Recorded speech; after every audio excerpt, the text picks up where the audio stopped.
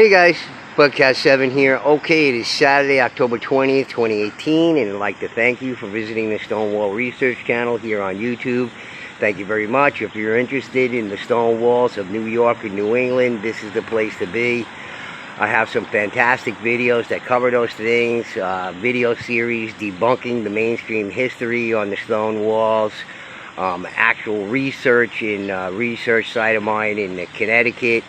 Then I visit Jimmy the Paleo Mountain Man up in Vermont. We make some amazing discoveries up there. And then I take you out to New Mexico to look at some petroglyphs at Petroglyph National Monument in Albuquerque, New Mexico. Okay, so if you're following along on my channel, you know I'm reading this book called The First American by C.W. Ceram, who's a writer. He's not an academic, he's not an archaeologist, he's just a writer, but he covers obscure and ignored stories of archaeology and anthropology that nobody's ever heard, nobody's ever seen. Unless you're reading this book, you're not going to know about them. So in any case, I'm up to chapter 14, which is called Discovery of the Mounds. And every time I come across something interesting in this book that I think you might be interested in, I like to make a video about it. So let me read to you some things from this chapter here, because I found some very curious and interesting things in here. Okay, so just to sort of preface it a little bit, you know, Ceram makes some interesting observations.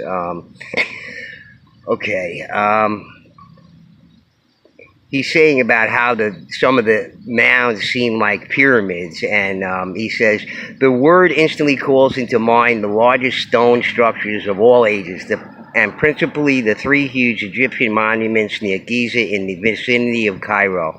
Only the temple pyramids of the Maya and Aztecs in Central America and Mexico are comparable to these.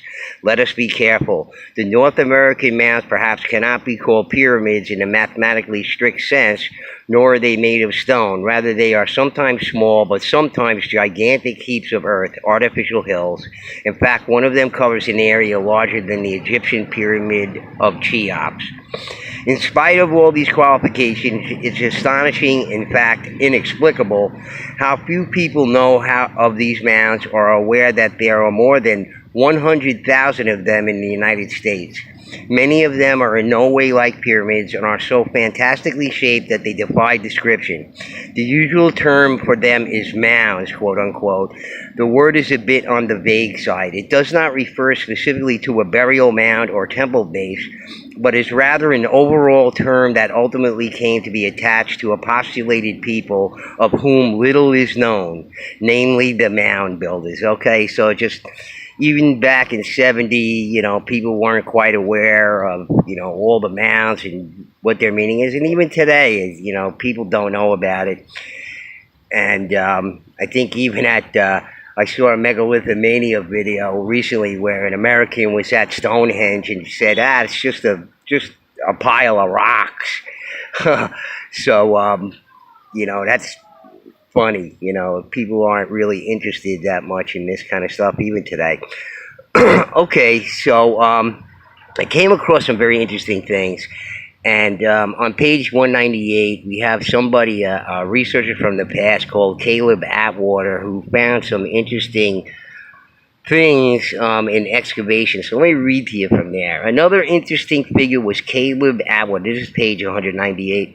Who rose from postmaster to commissioner of Indian Affairs under President Jackson. In 1829, he published a book that is usually referred to as a classic, although I have found it full of errors like all the archaeological works of his time. Ceram's not buying into a lot of these stories. He's not into the fantastic stories. He's more along with sort of mainstream. Even in 1970, he was going along with a lot of the research that was done by sort of mainstream academics. Even he's not 100%, you know, on the alternative history side. But let me read to you from here. It was entirely based on personal observation and contained in excellent drawings and maps, but it is curiously wrong-headed. For instance, the author asserts that while he has carefully examined countless skeletons, including 50 skulls of the Mound Builders, he has come to the firm conviction that they, quote-unquote, never belonged to a people like our Indians. Okay, so very interesting statement by this guy Caleb Atwater in the early 1800s. He goes on to say, Ceram goes on to say, the confusion increased as more and more relics were dug out of the mounds, including some finely carved tobacco pipes, several of which seem to have been shaped like elephant heads. By 1860, fantasy had received full license, and it was not hard to see that several mounds, which had simply been deformed by the action of wind and rain, had originally been shaped like elephants and camels, animals that existed in North America but had become extinct.